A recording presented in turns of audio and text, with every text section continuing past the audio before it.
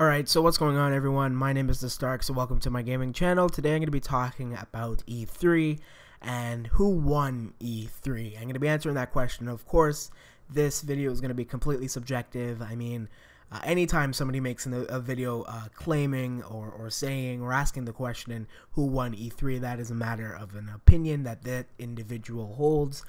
There's no objective standpoint amongst anything really regarding E3 and who won in terms of conferences or conference showing. And this video will show you why, because I'm a huge PlayStation fan. But I'll get into my answer in just a few seconds. I just want to say I'm only going to be considering Nintendo, Microsoft, and Sony because those are like the first party kind of guys. You know, Ubisoft and had a very good show as well, but I'm just going to be talking about PlayStation, Xbox, or Microsoft, and Nintendo. So first of all, I just want to say Nintendo had a really good showing. Not enough in which I personally think it had a better show. It definitely included a lot of pretty good games that I'm really interested in. And it definitely has me intrigued and wanting to buy a Nintendo Switch. However, that wasn't enough to say that that was the best conference. So I'm going to be answering the question, who won E3 2017 for me, and that is Microsoft. And that might come to a shock to many people because, again, I am a very heavily, based PlayStation guy, specifically on this channel. But Microsoft had far more to show.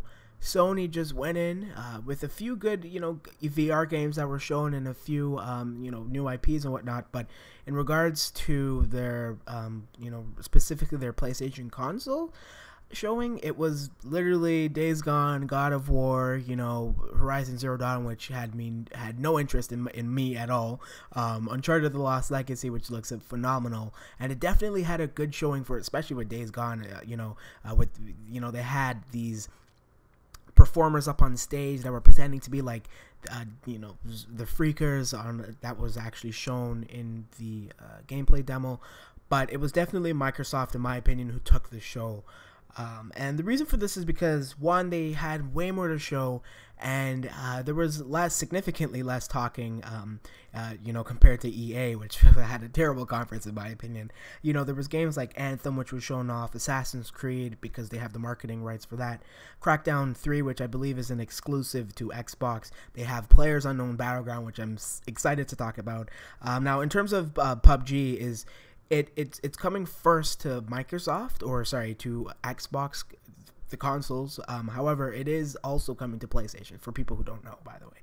And then there was obviously Exodus, Shadow of War, or Middle-earth Shadow of War, Sea of Thieves, which looks amazing, and State of Decay 2, which definitely looks pretty cool. They huge emphasis on the zombie culture nowadays. We have Days Gone, we have The Last of Us, we have State of Decay 2, and all these other new open world IPs or games, that are that are refreshing the genre of the post-apocalyptic idea. And I love that. I love post-apocalyptic is one of my favorite genres on television and games, and it's just so cool to see that a lot of developers are taking inspirations with one another or from one another and implementing that inspirations and those ideas into their games. Days Gone looks so amazing, the graphics on the game, and they're using Unreal with that game, but unfortunately that's not Microsoft. That is all owned to PlayStation. But in terms of Microsoft, again, they had a lot more to show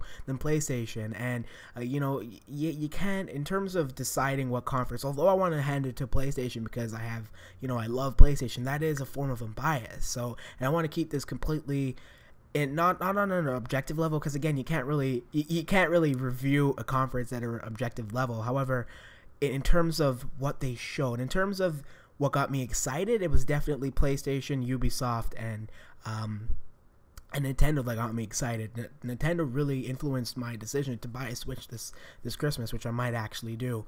But in terms of what they showed off, it definitely had to go towards Microsoft. But in terms of the performance, it was definitely PlayStation. So obviously tell me in the comment section below what you or who you thought won the in terms of the press conferences for this year's E3. Again, it was Microsoft to me, but in terms of the games that they showed off, they have a lot of, you know, launch exclusives and a lot of exclusives. Like I said, PlayerUnknown's Battleground, a huge game in the PC industry right now, or in the gaming industry in general, is now moving towards the console era, towards the Xbox launch only first, and then obviously it will come to PlayStation. I think Anthem is another game which looks amazing. The graphics look phenomenal.